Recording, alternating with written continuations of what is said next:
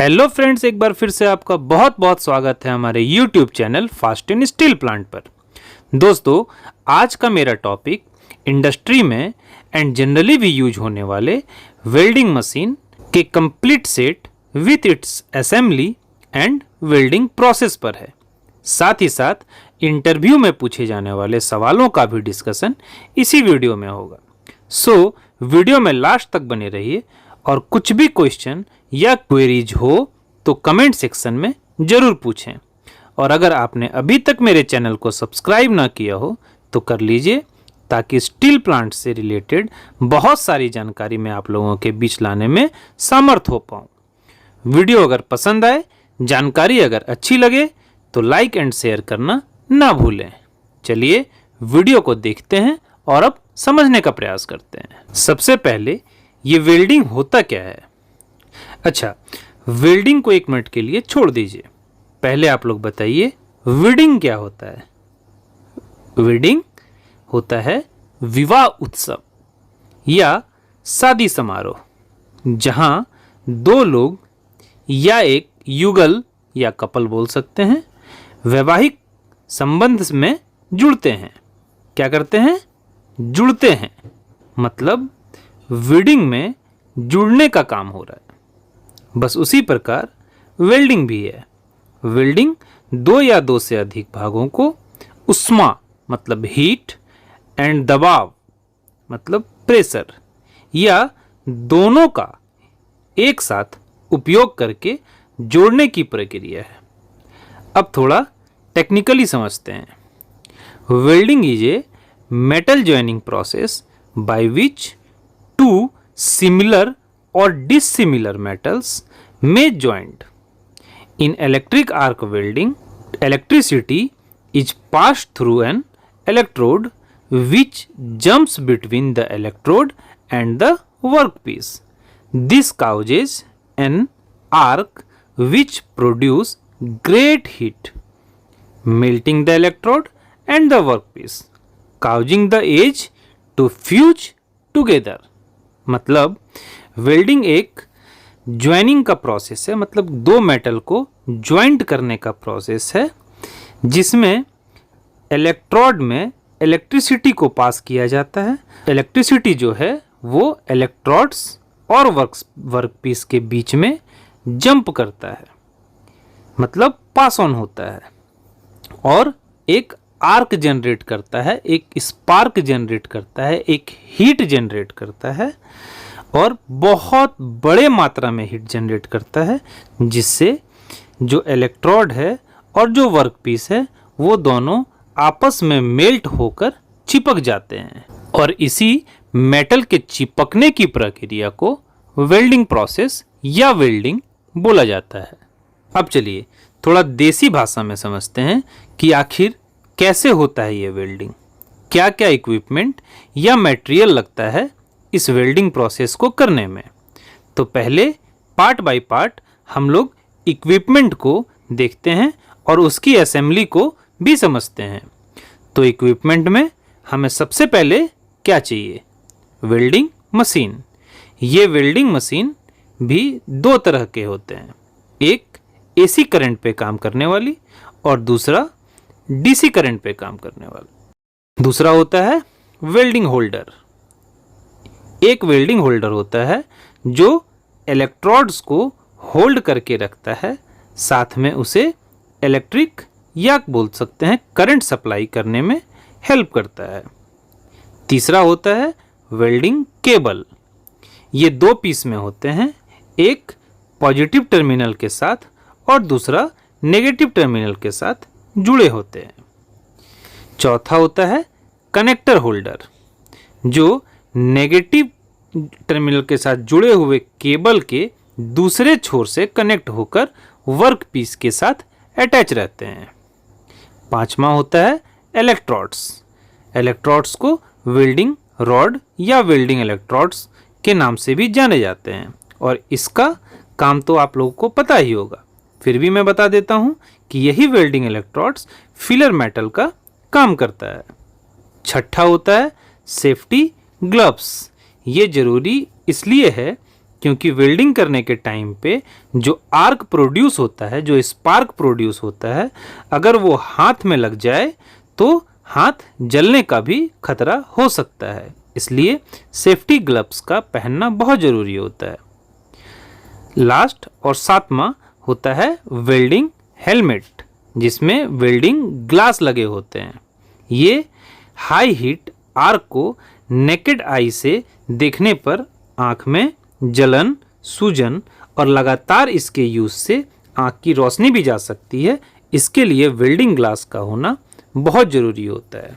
तो welding machine के ये ही सारे कंपोनेंट्स को अगर प्रॉपरली असेंबल करके पावर सप्लाई दे दी जाए तो फिर क्या, स्टार्ट कर दीजिए वेल्डिंग। पर रुकिए, असेंबली तो पहले सीख लीजिए।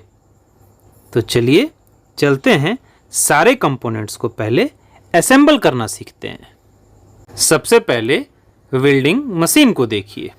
ये एसी टाइप वेल्डिंग मशीन है। इसमें 2 पॉइंट्स हैं, है ना, 2 पॉइंट्स।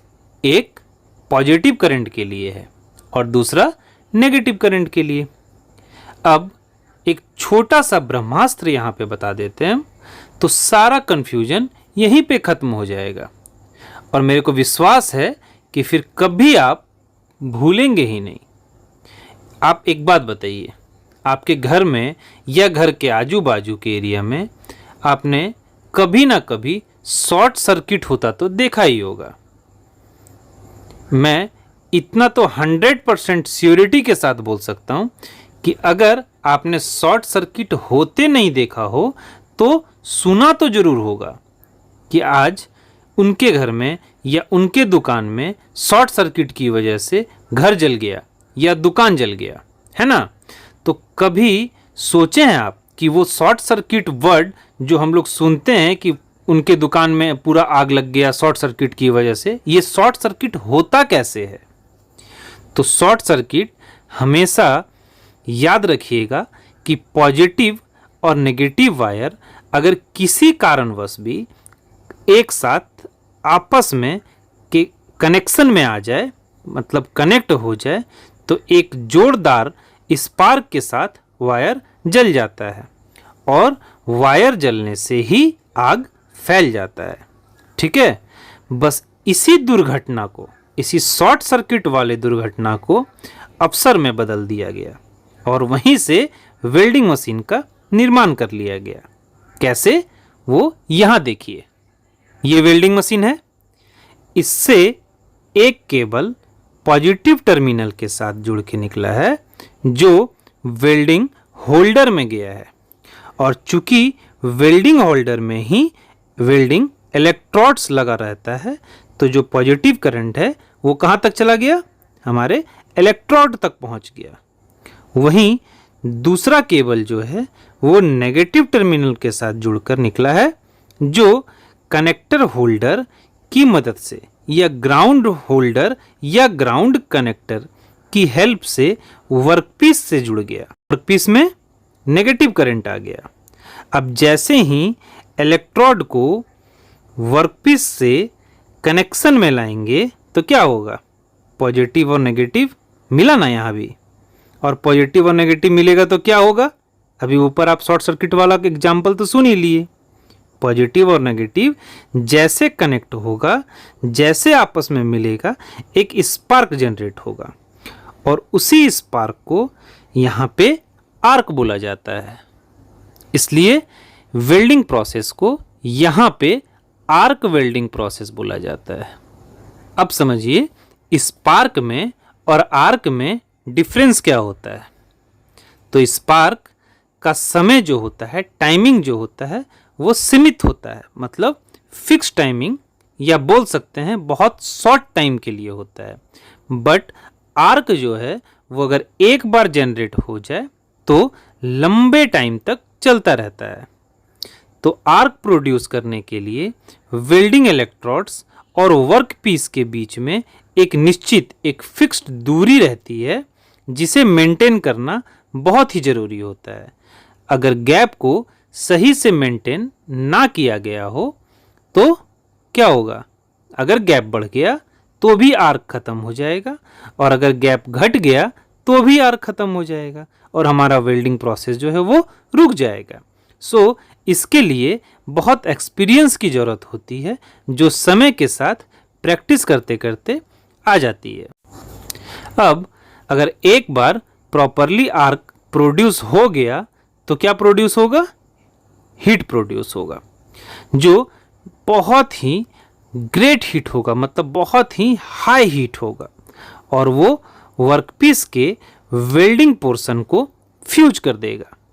उसके बाद इलेक्ट्रोड्स के मेटल उस पर ओवरलैप होकर एक स्ट्रेंथ प्रोवाइड कर देंगे, और हमारा 2 पीस वाला वर्कपीस मजबूती के साथ 1 पीस वाला बन जाएगा।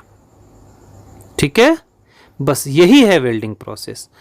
बस इसके कनेक्शन को ध्यान में रखना है, किस वर्कपीस को ज्वाइंट करना है, किस वेल्डिंग इलेक्ट्रोड्स का हम लोग यूज कर रहे हैं, और उसके लिए कितना करंट हमें देना है, बस इतना का ही ध्यान रखना है, और हमारा वेल्डिंग प्रोसेस जो है वो कंप्लीट हो जाएगा। तो ये था दोस्तों welding equipment and welding process के बारे में जानकारी। आगे नेक्स्ट वीडियो में मैं इलेक्ट्रोड्स या बोल सकते हैं वेल्डिंग रॉड पर एक फुल डिटेल वीडियो लेकर आऊँगा। ये वीडियो अगर पसंद आया हो तो please do not forget to like and share. साथ ही साथ स्टील प्लांट से जुड़ी बहुत सारी जानकारी हमारे चैनल पे पहले भी अपलोड की गई है, आप चाहें तो वहाँ से भी बहुत कुछ समझ सकते हैं। मेरे इस वीडियो को लास्ट तक देखने के लिए आप लोगों का बहुत बहुत धन्यवाद।